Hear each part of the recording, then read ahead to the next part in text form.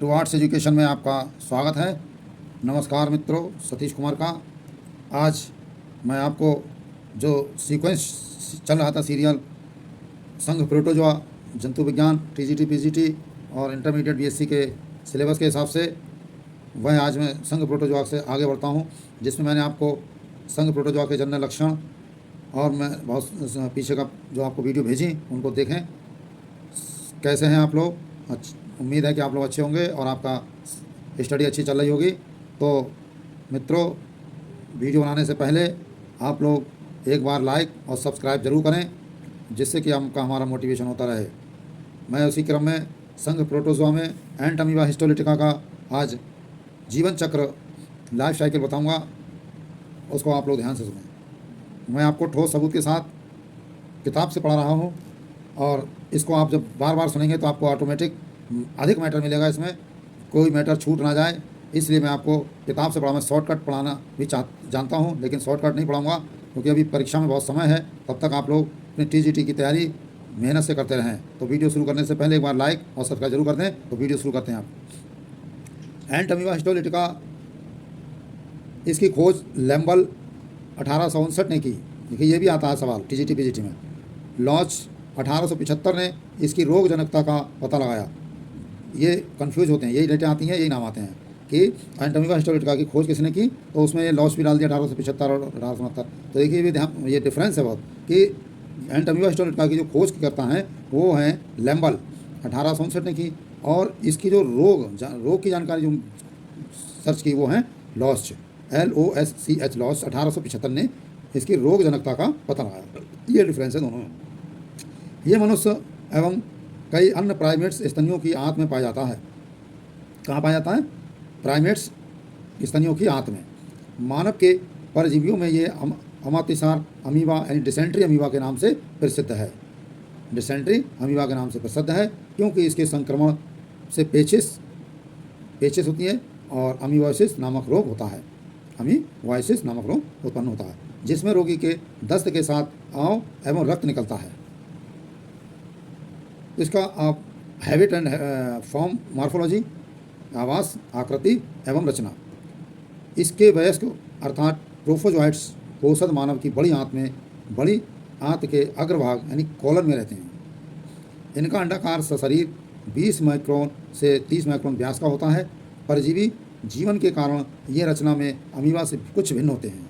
इस पर प्रायः एक ही मोटा एवं कुंद पादाब होता है।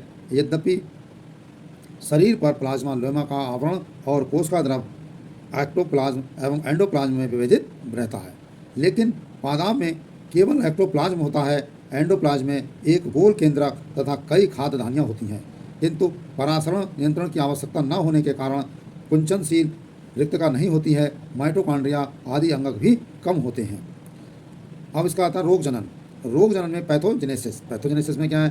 प्रोफोजोइट्स द्वारा स्रावित प्रोटीन पाचक एंजाइमों के विघटनकारी प्रभाव से आंत की दीवार की श्लेष्मका एवं अधा श्लेष्मका कुछ गलकर ढीली पड़ जाती है।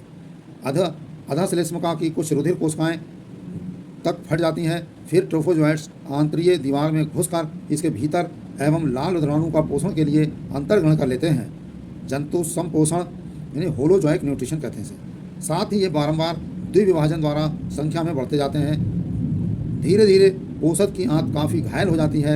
इसमें अनेक छोटे छोटे फुंसियाँ जैसे नासूर बन जाते हैं।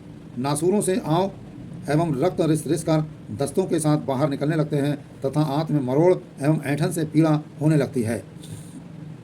इससे पस भी बन सकता है। विदीक्षा सुन रही मेरी बात को? प्रायः आंत की दीवार में आर पार छिद्र हो जाते हैं। रक्त के साथ प्रोफोजोइट्स अन्य अंगों जैसे यकृत, फेफड़े, मस्तिष्क आदि में पहुंचकर इन्हें भी घायल कर सकते हैं। ये इसका एंट अमीबा हिस्टोलिटिका का मॉर्फोलॉजिकल और हैबिट बताया। और आपको जीवन चक्र की ओर ले चलते हैं। और मित्रों, आप लोग जो पुराने हमारे मित्र हैं, साथी हैं, जो देख रहे हैं हमारे वीडियो को, वो लोग शेयर करें और थोड़ा सा सब्सक्राइब भी किया करें और लाइक करें। तो लाइफ साइकिल एंट अमीबा हिस्टोलिटिका की क्या है? एंट अमीबा हिस्टोलिटिका जीवन चक्र एक कोशिकीय मोनोजेनेटिक होता है। कैसा होता है? मोनोजेनेटिक। द्विविभाजनों के फलस्वरूप बने कुछ ट्रोफोजोइट्स वृद्धि करने के बजाय नासूरों से वापस आंत की गुहा में आ जाते हैं। ये सामान्य वयस्क ट्रोफोजोइट्स से छोटे होते हैं। इन्हें लघु या प्रकोष्ठी अमीबी कहते हैं। छोटे अमीबों को लघु या प्रकोष्ठी अमीबी कहते हैं। माइन्यूट फॉर्म में होते हैं। प्रीसिस्ट अमीबा कहलाते हैं। प्रीसिस्टिक अमीबी कहलाते हैं। ये ग्लाइकोजन कणों एवं राइबोन्यूक्लियोप्रोटीन के बने क्रोमेटोइड कायों यानी क्रोमेटोइड बॉडीज़ के रूप में कुछ पोषक पदार्थ संचित करके गोल हो जाते हैं। अब प्रत्येक प्रकोष्ठी अमीबा अपने चारों ओर एक सुदृढ़ कोष्ठशिष्ट बना लेता है। परिकोष्ठित यानी इंसिस्टेड अमीबा का केंद्रक समसूत्रों द्वारा 4 संतति केंद्रकों में बढ़ जाता है। ये चौकेंद्रकीय कोष्ठ यानी क्वाड्रीन्यूक्लियस सिस्ट पोषक मनुष्य के मल के साथ बाहर निकल जाते हैं। यही कोष्ठ मनुष्य के लिए एंट अमीबा की संक्रामक प्रावस्था होती है। गंदे भोजन एवं जल के साथ किसी स्वस्थ मनुष्य की आंत में पहुंचने पर कोष्ठ गल जाते हैं और चौक केंद्र की अमीबा मुक्त हो जाते हैं। ये मेटासिस्टिक अमीबा अब द्विविभाजनों द्वारा 8 छोटी अमीबी में बढ़ जाता है 8 में बढ़ जाता है, जो वृद्धि करके सामान्य वयस्क ट्रोफोजोइट्स बन जाती हैं। ये रहा आपके सामने चित्र। ये आपके सामने रहा चित्र कि ये एंट अमीबा हिस्टोल्का का जीवन चक्र है। क्वाड्रीन्यूक्लियस सिस्ट, बाईन्यूक्लियस सिस्ट, यानी यहाँ से ये ट्रोफोजोइट्स होता है। ट्रोफोजोइट्स से ये चलता है। इसका ये ट्रोफोजोइट्स के अंदर क्या क्या एंडोप्लाज्म होता है। ये फूड वैक्यूल्स होते हैं, इनजेस्टेड आरबीसी होते हैं, न्यूक्लियस बड़ा न्यूक्लियस होता है, न्यूक्लियोलस होता है, और ये ट्रोफोजोइट्स का अंदर के अंग होता है, अंदर के पार्ट। अब ये बाइनरी फिजन या बाइनरी डिवीजन करता है। तो बाइनरी डिवीजन में क्या होता है, ये एक अमीबा को ये 2 भागों में थोड़ा सा यहाँ से फोल्ड होता है और इस तरीके से 2 भागों में बढ़ जाता है। एक कहलाता है, ये होता है प्रीसिस्टिक फॉर्म बनती है इसकी, प्रीसिस्टिक फॉर्म। अब इसका एक पार्ट ले लिया, प्रीसिस्टिक फॉर्म, जिसमें दोनों में न्यूक्लियस जरूर आएगा। प्रीसिस्टिक फॉर्म बनती है। प्रीसिस्टिक फॉर्म्स के बाद इसमें सिस्ट बनते हैं और सिस्ट में क्रोमेटोइड बॉडीज़ बनती हैं, अंदर क्रोमेटोइड्स बॉडीज बनती है, क्रोमेटोइड बॉडीज। उसके बाद ये वाई न्यूक्लियेट सिस्ट बनता है, वाई न्यूक्लियेट सिस्ट बनता है। और वाई न्यूक्लियेट सिस्ट में इसमें देखिए वैक्यूल वगैरह नहीं, इसमें वैक्यूल वगैरह आ गया, न्यूक्लियस आ गया, यहाँ भी न्यूक्लियस आ जाता है। फिर उसके बाद बाई न्यूक्लियेट सिस्ट के बाद ये क्वाड्री न्यूक्लियेट सिस्ट बनाता है, क्वाड्री न्यूक्लियेट सिस्ट बनाता है। Quadri nucleate cyst 4 nucleus cyst बनते हैं। और इसके बाद इसमें एक्स सिस्टमेंट होता है, सिस्ट बाल बन जाती है। और ये सिस्ट बाल बनने के बाद फिर ये एक पार्ट अलग हो जाता है, ये मेटासिस्ट अमीबी कहलाता है। मेटासिस्ट अमीबी होता है 2 से 4 हो जाते हैं, और 4 उसके बाद ये डिवीज़न होता है। डिवीज़न के बाद ये 8 अमीब्यूल बनाता है, और 8 में से सब फिर से ट्रोफोजोइट्स बनते हैं। इस तरह से इसका ये जीवन चक्र लगातार चलता रहता है। और ये मनुष्य के लिए एक बीमारी के लिए है। अब इसका अगला देखिए, इसकी रोकथाम हम लोग कैसे कर सकते हैं कि अमीबा अमतिसार की रोकथाम एवं चिकित्सा, यानी prevention and their therapy and dysentery. अधिकांश, ठीक है, प्रिवेंशन एंड थेरेपी डिसेंट्री। अधिकांश मनुष्य एंट अमीबा हिस्टोलिटिका से संक्रमित होते हैं। इनमें से 25% पेचिश के शिकार अवश्य होते हैं। शेष में संक्रमण का विशेष प्रभाव नहीं होता है, क्योंकि स्वस्थ पोषक के शरीर से आंतरिक दीवार में होने वाली हानि तीव्रता से ठीक होती रहती है। ऐसे पोषक परजीवी के वाहकों का काम करते हैं। इनके मल के साथ परजीवी के कोष्ठक निकलते रहते हैं और इनसे अन्य मनुष्यों में रोग फैलता रहता है। गर्म देशों में इस परजीवी का संक्रमण अपेक्षाकृत अधिक होता है। रोगों की रोकथाम के लिए ये 3 प्रकार की विधियां बनाई गई हैं। इसको रोकथाम के लिए 3 प्रकार की विधि बनाई गई है, और वो विधि 3 प्रकार की इस प्रकार है। एक होता है इन्फेक्शन से बचाव, यानी संक्रमण से बचाव। दूसरा होता है रोगियों के उपयुक्त उपचार, और तीसरा है परिकोष्ठित अमीबा का विनाश।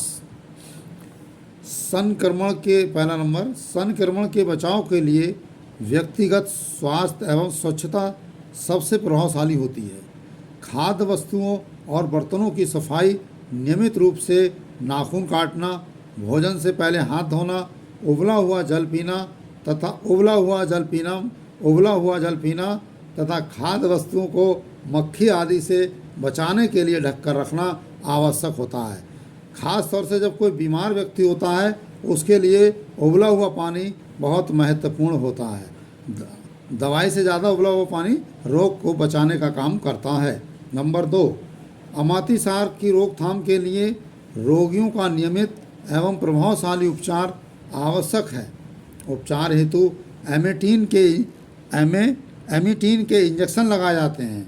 देखिए, अगर आपने उबला हुआ पानी नहीं पिया, अगर कोई रोगी है और उसने उबला हुआ पानी नहीं पिया तो उसे एमीटीन के इंजेक्शन लगाए जाएंगे।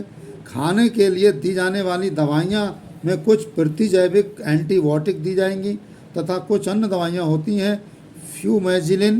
फ्यूमेजिलिन दवाई है, इसमें फ्यूमेजिलिन, एमीवामेग्मा, एमीक्लीन और बायोमेबिक डी, डिपेंड्रॉल और डिपेंडाल एम, डायोक्सिन एंड ट्राइडाजोल और TDF-4, मेट्रोजिल, एमजोल आदि दवाइयाँ हैं। इसकी ह्यूमेटिन भी काफ़ी प्रचलित दवाई है। यदि रोग पुराना या प्रचंड हो तो क्लोरोक्विन एंटमिजोल, डायरेट, एंटीरोक्विनॉल आदि की गोलियां दी जाती हैं। देखो, रोग से ज़्यादा ये दवाइयाँ हो गई, ये दवाइयाँ इतनी खानी पड़ेंगी, इसलिए इन बातों का विशेष ध्यान रखना पड़ता है। नंबर 3, परिकोष्ठित अमीबा का विनाश अमातिसार की रोकथाम की महत्वपूर्ण विधि होती है। इसके लिए सामाजिक स्वच्छता, सोशल और पब्लिक सैनिटेशन अति आवश्यक है। मल एवं गंदे जल को बस्ती से दूर रखने की व्यवस्था होनी चाहिए। पेयजल की समुचित स्वच्छता, सड़कों व नालियों की नियमित सफाई, बाजार में बिकने वाली वस्तुओं की स्वच्छता आदि का उचित प्रबंध होना चाहिए। अब इसके आगे का हम आपको नेक्स्ट वीडियो में भेजेंगे। तब तक के लिए इजाज़त दीजिए। नमस्कार।